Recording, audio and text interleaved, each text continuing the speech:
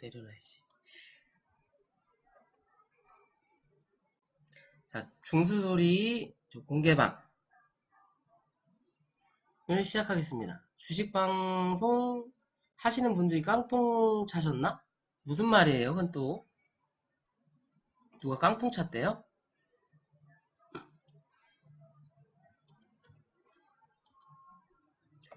지수 강의를 할게요. 오늘은 9월 28일이고요. 토요일입니다.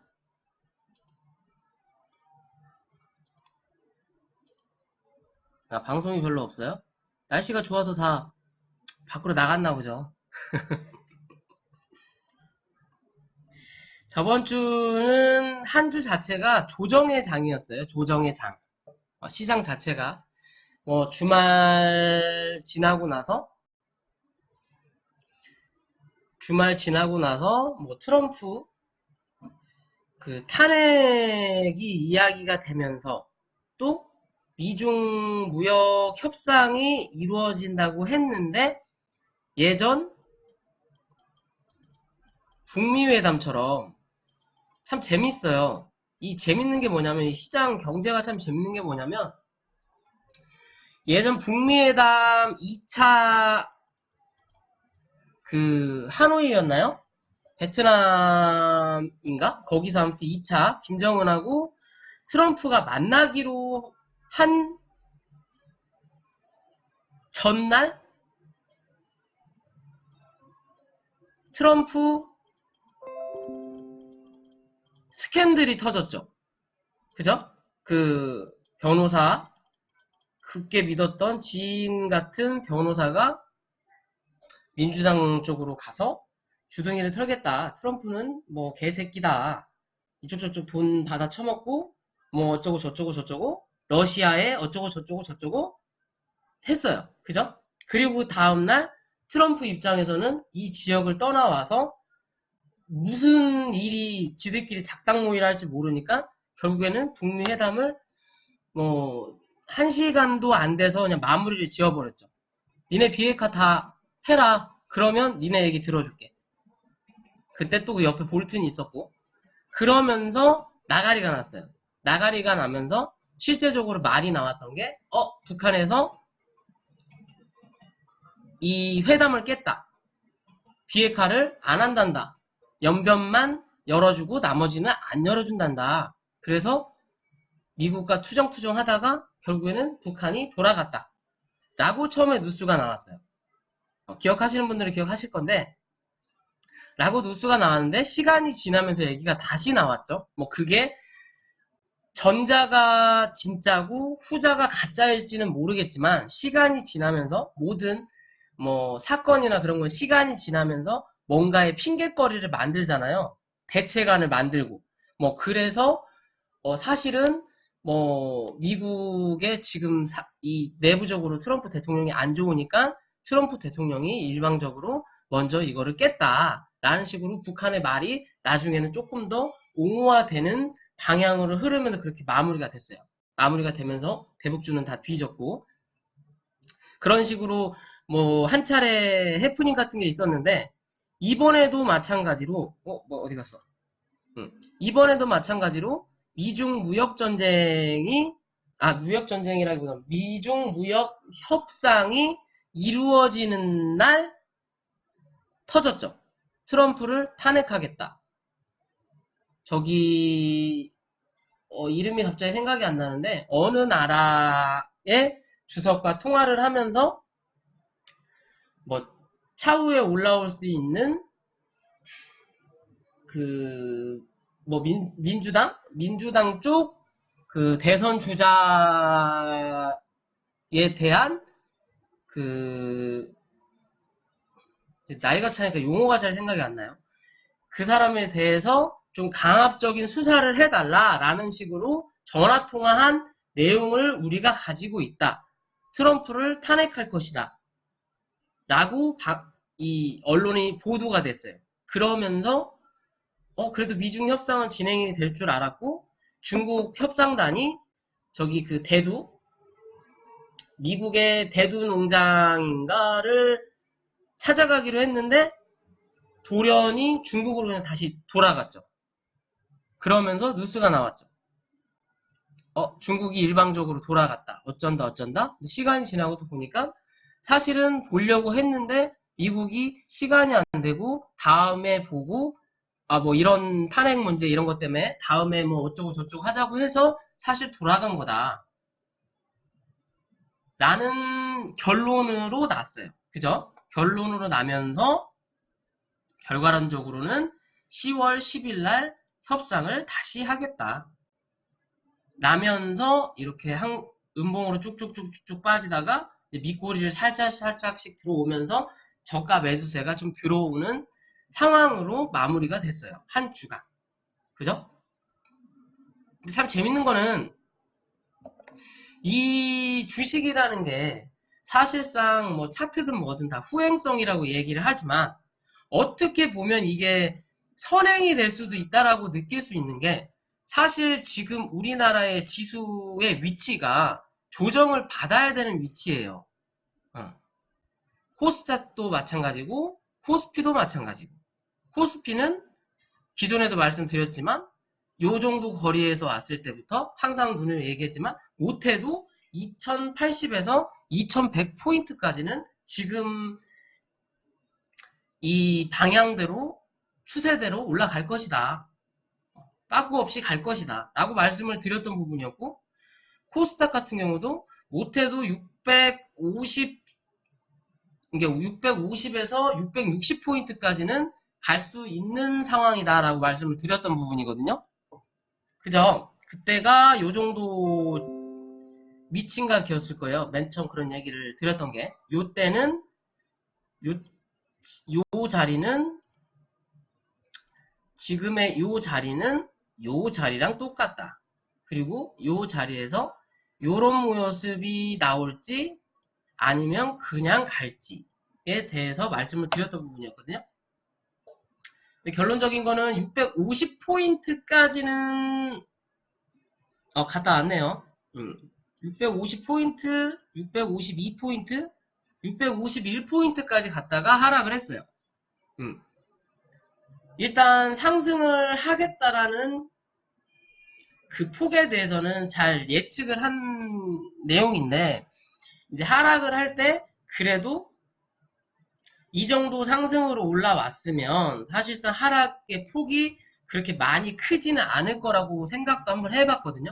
많이 빠져도 621포인트 정도는 지켜줘야 되는 게 맞는 거고 621포인트가 깨고 내려오면 혹시나 619포인트까지 갔다가 밑꼬리를 달고 올라올 지연정 종가상으로 621포인트는 지켜줘야 된다.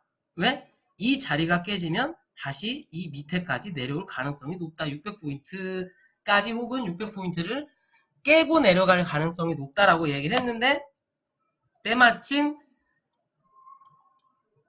트럼프 탄핵이라는 이야기가 나오면서 이 하락의 폭을 더 키웠어요. 누가? 외인이 키웠고 사실상 우리나라 한국의 대표 주식을 한다라는 우리 괴관님들이 말 그대로 껍데기만 한국인이고 사실상 속은 외국놈들하고 다를 바가 없다라는 걸 또 한 차례 느끼게 해주는 시장이었어요. 그죠? 사실상 우리나라 뭐 투자, 뭐 재테크 쪽으로 이제 국민들이 눈을 돌리려고 뭐 기관 애들이 뭐 투신 애들도 있고 또 연기금 같은 경우는 뭐 이제 국민들의 복리를 위해서 뭐 그 국민연금을 걷어서 그 나중에 이제 국민연금을 주기 위하면 실제적으로 우리가 100만 원을 넣었다고 하더라도 뭐 150만 원, 200만 원에 대한 그런 혜택을 주기 위해서 그 돈 가지고 투자를 해서 이윤을 남긴다라는 건 알고는 있는데 사실상 뭐 지들 실적 그러니까 지들 이렇게 용어가 항상 생각이 안 나는지 모르겠어요. 지들이 수익만 속 챙기기 바쁘지 국민들을 생각하는 기관들은 전혀 없다라는 거예요. 그러니까 얘네들도 느꼈겠죠. 아, 우리가 아무리 노력해도 외인 투자자들, 외인 기관 투자자들이죠. 외인은 이길 수가 없나 보다. 이길 수가 없나 보다. 그러면 따라가자 라는 개념이에요. 걔네들은. 말 그대로 외인이 팔면 지들이 좀 받아줘야 주가가 어느 정도 안정이 되는데 외인이 팔면 지들도 따라 팔아요. 그죠? 외인이 사면 지들이 팔아요. 얘네들은 이 주식을 언제 사는지 모를 것처럼 팔아대요. 말 그대로 이 기업이라는 데에서 뭐 12물량, 그 다음에 유상증자, 뭐 사채 등등등 그걸 대부분이 기관 애들이 받는다고 생각하시면 돼요. 그러니까 이 새끼들은 분명히 사는 건 없는데 팔기만 오질나게 파는 거예요. 왜 다 싸게 사가지고 나중에 파니까. 지금 봤을 땐 바닥인데 기타 법인에서 무지하게 팔아대. 바닥에서 뭐 5%, 10% 빠졌는데 외인하고 개인이 다 샀는데 기타 법인이 팔고 있어. 말 그대로 다 그렇게 12물량, 전환한 것들, 사채 받은 애들, 다 그런 애들 물량이에요. 바닥인 건 맞는데 실제적으로 지들이 받은 물량은 여기니까 여기서 팔아도 수익이라는 거지 얘네들은. 끝도 없이 파는 거예요. 바닥으로 꼬라박는 것들을 보면 외인이 조금씩 사주고 대부분 기타 법인이 팔아요. 그러니까 실제적으로 이 주식을 하는 사람들이 외인, 개인, 기관이라고 있지만 사실 여기에 기타 법인도 있는 거예요. 기타 법인. 총 4개로 분류가 되는 게 맞은데 이 기타 법인이 기관으로 들어가기도 하지만 실제적으로 이 물량을 사고 팔고 하는 거를 정리를 할 때는 이 기타 법인 물량이 기관으로 안 들어가요. 별도예요, 별도. 그래서 얘가 50을 팔고 얘가 20을 사고 얘가 10을 샀다. 그러면 기타 법인이 20을 사면서 이 50에 맞춰지는 거예요. 요 정도는 여러분들도 알고 계시겠지만 아무튼 시장이 그런 시장이었습니다. 좀 아쉬운 시장. 뭔가 큰일이 날 것 같은 느낌의 하락이 있었던 시장. 뭐 그만큼 올라왔으니까 당연히 조정이 있어야 되는 건 맞는데 실제적으로 이렇게 한 달 내내 올라오던 뭐 한 달 내내 혹은 2주 동안 올라오던 걸 하루나 이틀 만에 팔면 우리가 느끼는 체감이 엄청나게 크다라는 거예요. 회사 망하나? 씨발 또 조정인가? 그래서 조금이라도 하락을 하면 사실상 이 시장이 올라갈 거라고 판단하는 전문가보다 내려갈 거라고 판단하는 전문가들. 뭐 500포인트가 예전 여기 때 500포인트가 깨진다. 뭐 최악의 사태다. 이런 말을 하는 사람이 올라간다고 하는 사람보다 더 많았다라는 거예요. 대다수가.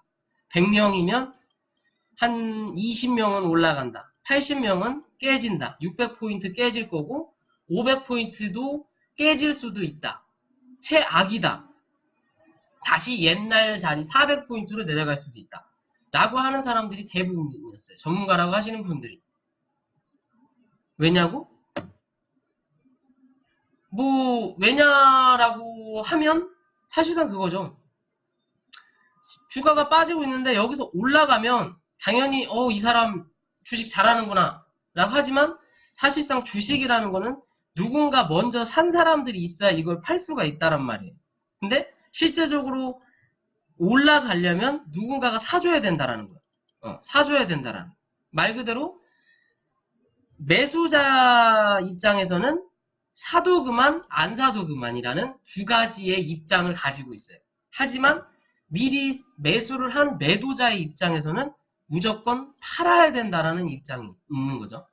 입장이 있지만 여기서 속으로 가면 낮게 팔 것이냐 아니면 나는 위로 올라가서 어디서 팔 것이냐 라는 관점으로만 나눠지는 거지, 어찌됐든 주식을 들고 있는 사람이 항상 손해인 게 주식 시장이라는 거예요. 그렇기 때문에 시장이 빠지고 있는 동안은 당연히 사는 사람보다 팔려고 하는 사람이 많을 수밖에 없다라는 거지. 그러니까 주가는 당연히 내려가야 된다라고 생각하는 사람들이 많은 거고, 주가가 내려가야 되는 시점에서 뭐 더 내려가고 더 내려가면 나는 하락에 베팅을 하면 봐라, 내려가지 않느냐, 내가 이만큼 주식을 잘한다 라고 말할 수 있는 거고, 만약에 올라가더라도 이 사람들 입장에서는 손해볼 게 없으니까 그냥 그거는 묻힌다라는 거죠. 묻힌다라는 거예요. 대신 빠지는데 나 올라갈 거야 라고 했던 사람들은 이게 만약에 더 빠지면 안 묻힌다라는 거지. 왜? 올라간다고 했으니까 누군가 샀으니까. 그럼 이 사람 손해를 봐야 되니까 욕을 먹는 거고, 하락하는 시점에서는 더 내려갈 거야. 그럼 이 사람은 안 사니까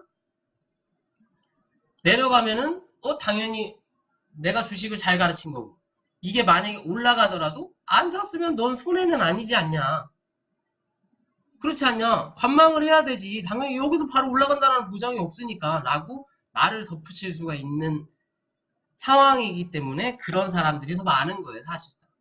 그리고 나서 그렇게 하락 외치다가 살짝 올라가면 이제는 추세 방전 올라갈 것이다 라고 하면서 조금만 올라가면 봐라 올라가지 않냐 라고 얘기하는 사람들이 많아지는 거죠. 박쥐 같은 놈들이 많아요. 세상은 참 박쥐 같은 놈들이 많아요. 자, 어찌됐든 지금으로서는 우리가 항상 지지와 저항을 배우듯이 이 주식에서도 그리고 이 지수에서도 지지와 저항 자체가 항상 익숙하게 나오는 거예요. 왜? 종목들이 뭉쳐서 만들어진 게 지수이기 때문에. 지금으로서는 이 종목의 저항이 될 수 있는 부분은 위에 상단이겠죠. 상단과 고점을 만들었던 자리. 그리고 지지가 될 수 있는 부분은 기존에 상승을 했다가 눌린 자리. 그죠? 그 자리에서 지켜주고 반등을 해줬어요. 목요일날 오전부터 좀 나올 줄 알았더니 외인이 장난질을 굉장히 많이 쳤죠. 오전에 사는 척하고, 그리고 장중 내내 쭉 빼다가 오후 3시 다 돼서 한 번에 올려놨죠. 그러니까 여기서 뭐 200억을 샀다. 그러고 나서 쭉 팔아갖고 여기까지 50억을 팔았다가 여기 이만큼만 올라가는데 150억 이상을 샀어요. 이런 식으로. 실질적으로 밑에서 물량을 늘린 거죠. 얘네들은 모든 종목을 길게 혹은 사실상 팔아도 우리처럼 우리가 분할 매수는 하더라도 분할 매도는 잘 안 하는 것처럼 얘네들은 분할 매도가 생활화가 돼 있어요. 항상 자기의 물량을 깔아놓고 샀던 거 팔고 다시 또 사고 혹은 더 늘리고 빼고 그러면서 주가를 끌어올려놨어요. 올려놓고, 그리고 뭐 미국 지수가 약간 상승을 했죠. 미국 지수가 상승을 했지만 미국 지수는 언제든 빠질 수 있는 자리예요. 왜? 바닥에서 너무 많이 올라왔어요. 너무 많이 올라왔고, 기존에도 제가 말씀드렸지만 트럼프가 이 미국 대통령으로 있는 한 미국 지수가 심하게 빠질 일은 없다 라고만 생각하시면 돼요. 걔네들은 항상 우상향이지만 그 안에서 파동을 줄 뿐이에요. 박스를 주든 파동을 주든 우리처럼 말도 안 되는 하락이 나올 시장은 아니다. 왜? 그 나라의 수장이 한 큰 대기업의 오너였기 때문에.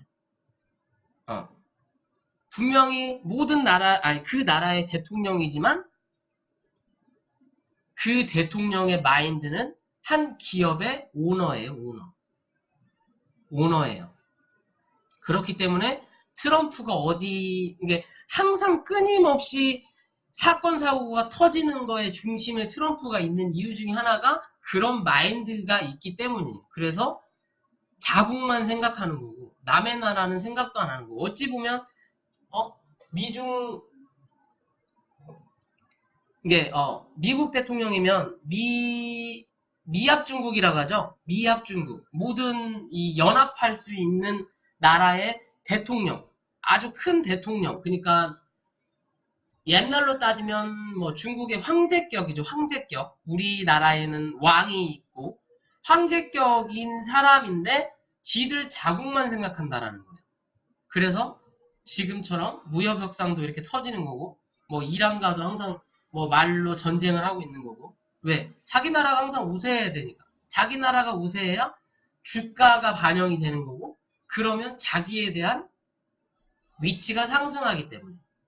그 다음 재선을 위해서도 사실상 한국이나 일본에서 걔를 뽑아주는 게 아니라 자국민들이 뽑아주는 거기 때문에 그런 뭐 정치를 하고 있는 대통령이라고 볼 수 있죠. 이게 마인드 자체가 말 그대로 그냥 기업의 오너죠. 한 나라의 대통령이라기보다 오너의 오너. 그렇게 보면 되고, 우리나라는 그럼 이제 어떻게 할 것이냐?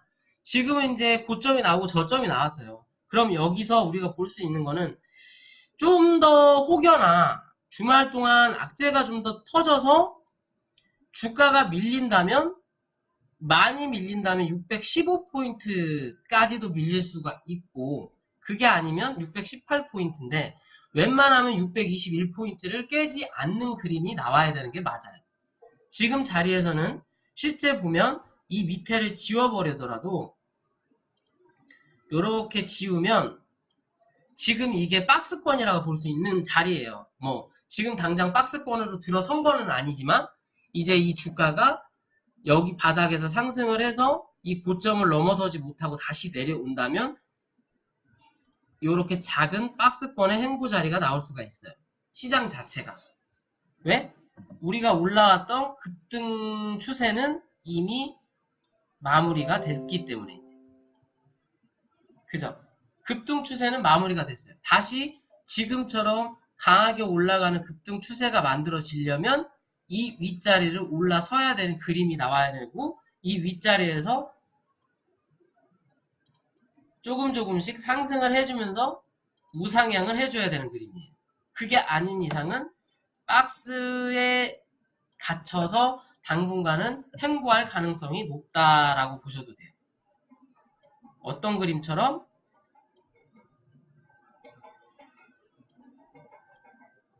요런 그림처럼. 요런 그림. 그만큼 시장이 힘이 없는 시장이에요. 요런 그림처럼. 또 여기 내려왔다가 요런 그림처럼. 그죠? 시장이, 우리나라는 시장 자체가 별로 힘이 없는 시장이에요.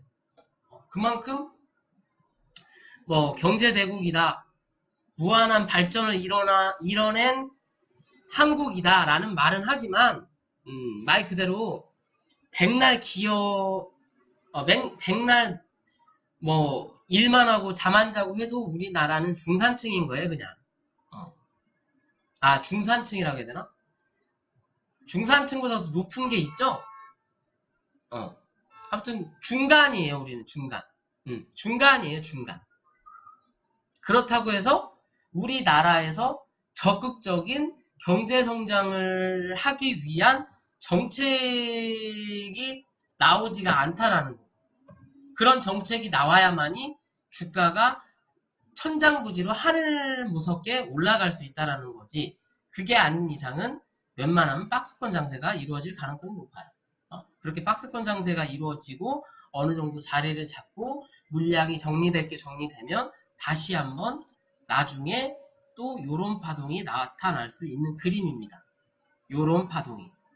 그죠? 여기도 어찌 보면 살포시 올라가긴 했지만 그래도 우상향이긴 하지만 우상향 박스권으로 이렇게 진행되는 그림입니다. 요런 그림을 그려볼 수 있는 시장이 될 거예요. 바이오로 인해서 하여튼 너무 많이 빠져서 다시 바이오로 이렇게 올릴 수 있다라는 기대는 할 수 없는 입장인 거고, 이제는 그나마 우리가 볼 수 있는 요때 시장은 말 그대로 시장은 순환매 된다 그러죠? 이때가 IT 바이오, IT 반도체, 뭐 요때가 바이오면 이제는 다시 IT 반도체가 주가를 끌어올릴 수 있는 시장이 다가온다 혹은 다가왔다라고 볼 수도 있는 그림이에요. 사실상 바이오는 투심이 죽어서 아무리 바닥에 있다고 하더라도 어느 정도 횡보를 해야 돼요. 올라오더라도 기술적 반등인 거고, 올라오더라도 우리가 그 매매할 때 적용하는 기법인 이 밴드 매매의 중간값을 넘어서는 그림은 잘 안 나온다고 보셔도 돼요. 이해되셨죠? 아무리 유명하고 능력 있는 기업, 셀트리온이라고 하더라도 지금 당장으로 다시 전고점을 넘고 올라간다는 보장은 없어요. 거기서 뭐 약을 개발해서 이거 먹으면 안 죽고 평생 산다더라 라고 말이 나오지 않는 이상은 없다고 보시면 돼요. 1년에서 2년 사이는. 제가 봤을 땐 그렇게 느끼고 있습니다. 그렇게 보시면 되고, 어찌됐든 시장은 어제가 금요일이었고, 목요일날 이렇게 반등을 해주고 주가가 올라갈 수도 있겠다 했는데, 금요일이라는 금요일이라는 악재가 있었고, 그리고 우리가 항상 얘기할 때 이 피레치 매매를 배우시잖아요. 그러면 제가 항상 얘기했던 거 있죠. 주가가 빠졌다. 장대음봉으로 빠지든 혹은 주가가 빠졌다. 윗꼬리를 달고 올라왔다. 그럴 때 그 다음날 가장 중요한 게 뭐다? 라고 말씀드렸더니 항상 뭐예요? 레드님? 레드님은 그래도 1년간 저한테 공부를 배우셨으니까 레드님한테 물어봐야지. 뭐예요?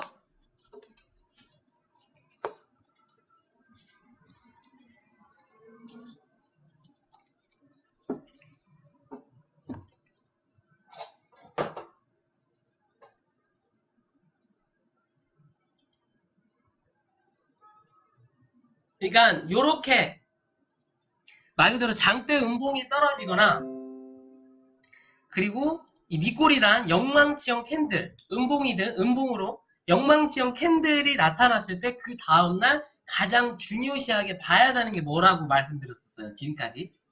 항상 공부하면서 내가 말씀드렸던 거.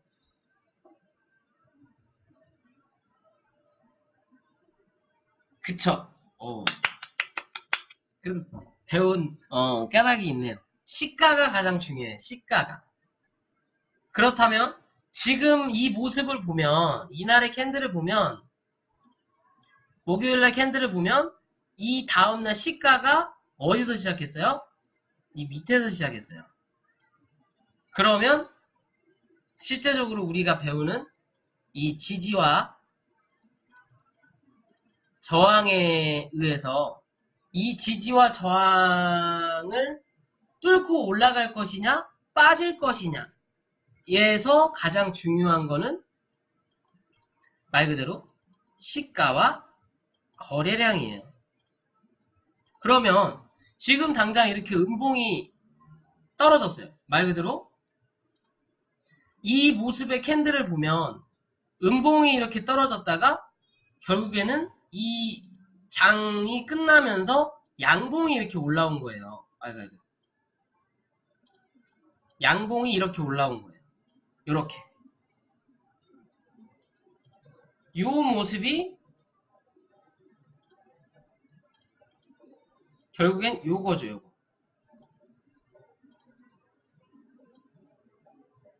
그죠? 결국에는 북에서 쳐들어와서 요만큼까지 밀렸다가